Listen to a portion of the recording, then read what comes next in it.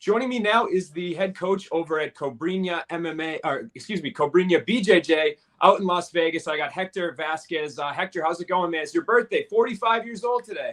Man, thank you so much. Everything's going great. I feel like I'm 25, still in there trying to hang with these guys, but I'm just blessed to have, a great life and do what I love to do, which is something that, I've always wanted to, during my whole career of working a 9 to 5 job, able to do something that I have passion for. It's been amazing. So I'm just grateful.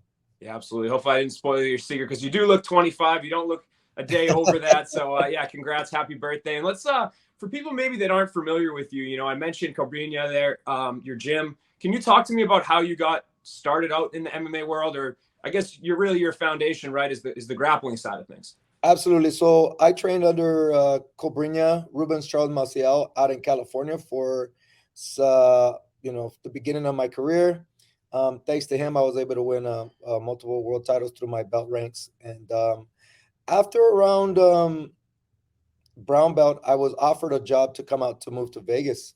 And when I moved to Vegas, actually it was Sean Shelby's gave me an opportunity to come out here with his wife. I came out here and I just didn't know anybody. Just packed my microwave and my clothes and my car and moved here. They also, opened a lot of doors for me. Um, like I always tell people, like I'm very grateful for Ali Abdelaziz. He started bringing his fighters, and that's how I was able to connect with Khabib and Javier Mendez and watch them train and learn a lot of it because sports jiu-jitsu is a little bit different than MMA jiu-jitsu. So I had to learn how to adapt everything and the wrestling and everything else. And that's pretty much how I got into it. And then, little by little, people started coming to me. I've had the opportunity to work with, the Shevchenko sisters, Claudia Gadelia, Casula Vargas. Um, Now, of course, some other guys. Now, like my ones that are just all day, every day, like Raul Rosas Jr. now, Brandon Moreno, and so on and so forth. So it's been great for me. I can't complain. I enjoy the jiu-jitsu part of it. I have more, that was a passion for me. But again, I started getting a little bit interesting, and I'm one of those guys that likes to like conquer stuff and like figure stuff out. And maybe just because I'm a jiu-jitsu nerd, I don't know. It's just something like that. Yeah, man, and I think the first time we met, I should say, today in the Twitter world, meeting and Instagram and everything, meeting's a little different than in person. But first time I got to know you was you had shot me a message, and I get messages from coaches sometimes about I got this guy coming up, whatever, and you had Right. mentioned an 18-year-old, or I guess 17-year-old at the time, Raul Rosas. You're like, watch this guy, like he's not, watch this kid, he's Right. this isn't smoke and mirrors. This kid's legit. Now everybody knows that you were right, man. So can you talk to me? Let's start there. You're coming off a big win this past weekend with him, big one for the gym. Can you talk about your relationship with him? And I guess really like, what do you think his ceiling is, man? He's great. Yeah. So when I first met them, they were at a syndicate. That's when I first met the family, and I had one of my students training there. I was watching some sparring. They approached me, and then they got to know me. They didn't, they're like, "Hey, you're working with Brandon. Maybe we have the opportunity." And I said, "You know what? Yeah, whenever you guys want, you're more than welcome." And one day, about a month later, after Brandon had won his fight, the title, they reached out and they're like, "Hey, we'd like to come and train or talk to you." The father did. What people don't realize is, and I tell people, I give credit where credit's due. The father is the one that's created those kids, and again, I'm just here to add the small details, the experience that I've had working with high level athletes. When he got here, I mean, I was very like, my first words were like, "This is Hazmat Shemaya Jr." Like, there's no, doubt about it. And of course, he's shown it through the years. I mean, you know, being in the youth and fighting since he was 6 years old. Um, so I was very impressed, and I told everybody like, "This is this is the future." And man, he's just proven it.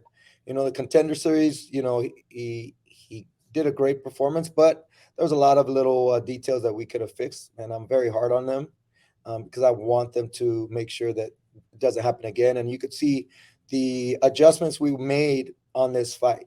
On this fight, you saw a lot of control, and really kept his distance and shot at the right time. So again, he's still in the process, but man, I mean, sky's the limit for this kid.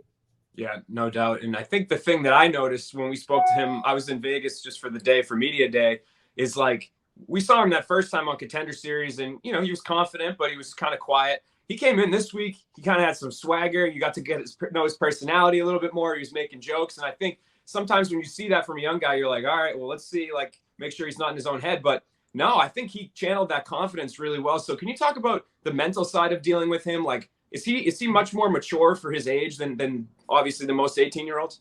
I mean, he really is. The biggest thing is that what people don't realize, and this goes in every sport. Imagine how much amateur experience he has. He's probably have over 200-300 fights in amateur from 6 years old to now. And then being able to feel comfortable in the back and wrapping his hands. I've seen him when he started his MMA pro debut. I mean, he was sitting in the back, and I'm like, man, this kid's not even nervous. He's just like, dancing and doing his thing. And he does have he has one of those things where he's always like praying and getting in a corner, and he prays about maybe 15, 20 times. But that's just, his Mexican culture part of it. But man, he's just like Brandon. He knows when to turn the switch on. And that's what I like about the kid, and I like working with him. Yeah, no doubt. And, he's kind of talked about a little bit about wanting to be the youngest champion ever. And as a coach, is that something that you are okay with? Like, is it good motivation? Do you not want him to, rush himself? Like, how do you, taper those kind of expectations, or do you let him drive himself that way? Yeah. So honestly, of course, people are like, oh, he's talking too much. I mean, I'm not a guy that likes to do a lot of trash talk. I kind of like just let my work speak for itself. Again, I can't control what he wants to do and the route he goes. I could voice my opinion, right? I'm good friends with him and Aljo and Marab, and I get along, and you know what I mean. I don't like to get him in the middle of everything. I kind of stay neutral. But his confidence, you know what I mean. I don't want to.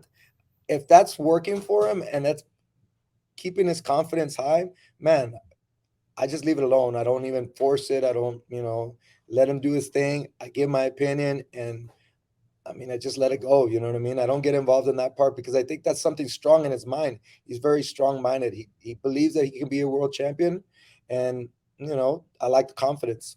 Yeah, no doubt. And let's pivot. We got you got the future, in Raul Rosas, and you got the president, Brandon Moreno. Talk to me about your relationship with him, how you started working with him, and what's it been like so far on his, being a champ, losing the belt, coming back. Just talk to me about all that. So Brandon came into my academy after his first fight when he had a draw, and he came in with my good friend Tony Diaz, and my wife. She was in the front desk. She said, "Hey, some Brandon Moreno kids out front." And I was teaching class. I walk out, and Brandon, "Hey, what's going on?" Blah, blah, blah, blah. And I'm like, "Hey, what's going on?" And he's like, "Can you help me?" And I'm like, "Man, let's work." And we drilled for like about maybe 8 months, the same positions, and he never complained. We made the adjustments on the ground and in the wrestling part, and obviously you guys saw the result in the second fight. He took his back exactly how we worked, similar to what Raul did. You know what I mean? They have this similar style that I like to give out for these guys, especially in MMA. I feel like the body lock and using that Khabib style really, really works, draining your opponent. And that's when I started. And, we've made a great connection. He's had me in his corner since. And, I'm just here to help these guys live their dream. I've lived my dream already. And, I'm a little older, so I'm just trying to like give back as much as I can. And if I can help somebody achieve their goals, it honestly feels better to have a student become a world champion than me, when I was winning my world titles. Yeah. And I know obviously the dynamic of Brandon's coaching staff is going to be a little bit different with everything that's gone on recently. Can you explain to me like what, obviously with James was a part of the team previously. So right. Brandon would kind of split time between you guys, right? Like Brandon had a few different gyms he would work out of. Is that kind of how it worked? Yeah. So when he was, Kansas City, he would work there. And then, when he's here in Las Vegas, he works with a bunch of coaches that are here, which is his base, right?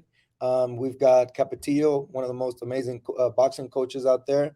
We had Pedro Hoya, his Muay Thai coach, myself, and a wrestling coach. So all the coaches that were here, I mean, all the coaches are here already. So he was going over there and just fine tuning the little things, and we had a great connection there with everybody. But like I tell everybody, listen, nothing's changed. The game plan's already done. We keep working and we keep working forward. Yeah, and so I guess kind of who was James kind of that, was he like the lead corner? Like who kind of assumes that role now that he's not here? Would it be you? Right now we're still, honestly, there's not really, a leader. We all know what we need to do. He believes in everybody. He believes in Capetillo. He believes in Hoya. He believes in the wrestling coach. He believes in myself. And right now, like he told us, we're just gonna keep working. We know what we need to do. And I mean, he believes in us. And so honestly, there's no everybody, is there for his best interest. And nobody has no ego. Everybody works together so well. So that's why I think the crew right now is stronger than ever.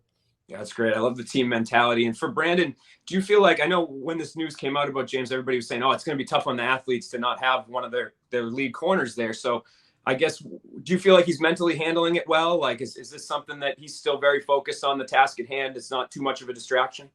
Yeah, no, I didn't affect us at all. It is what it is. Brandon doesn't get involved in that stuff. We try to keep him out of that, and he's very strong-minded. That's what people don't realize. Like this kid, there's nothing that's gonna get in his way. When he'll fight and do what he's got to do, and he'll figure it out.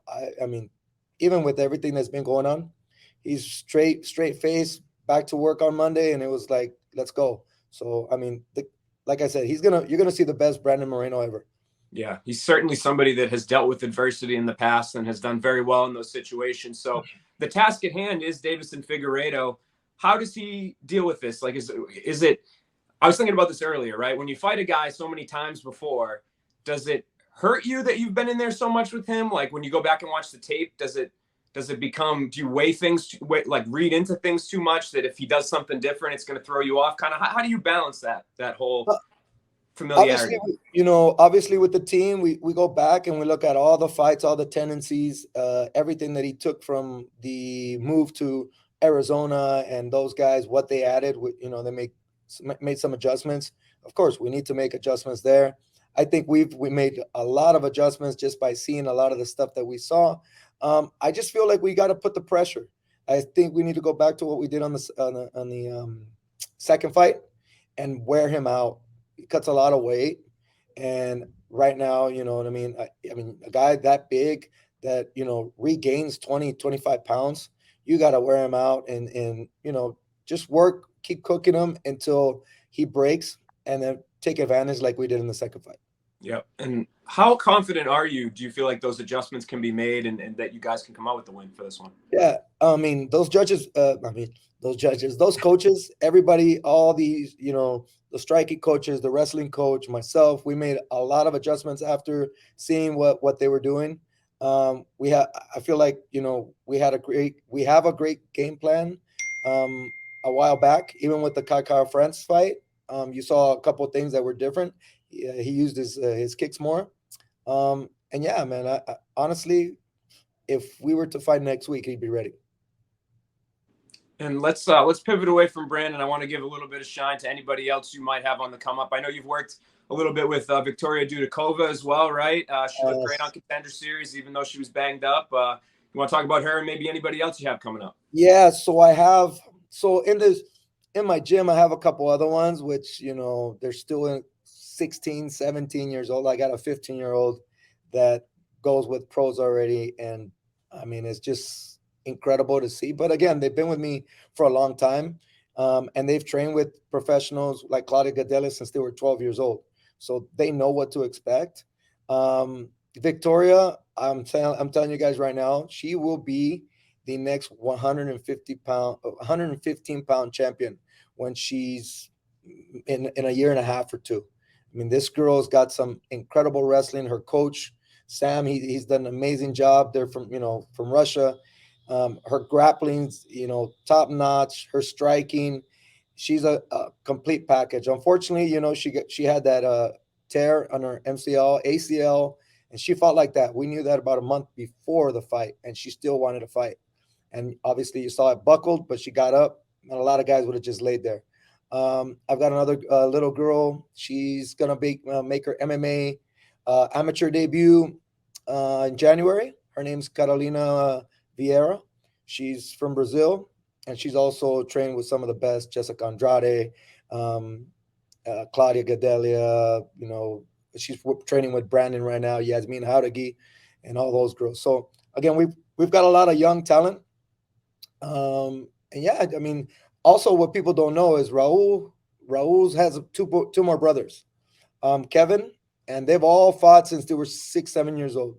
They have Jeez. Kevin Rosas, which is fighting in Fury, I think in January, and then his other brother, which to me I feel is the technical guy, which is Jesse Rosas. You guys got to look out for him. I think he'll be in the contender series. He's 20, just turned 20. So again, we've got a lot of young talent. Like I said, I like to keep my group small.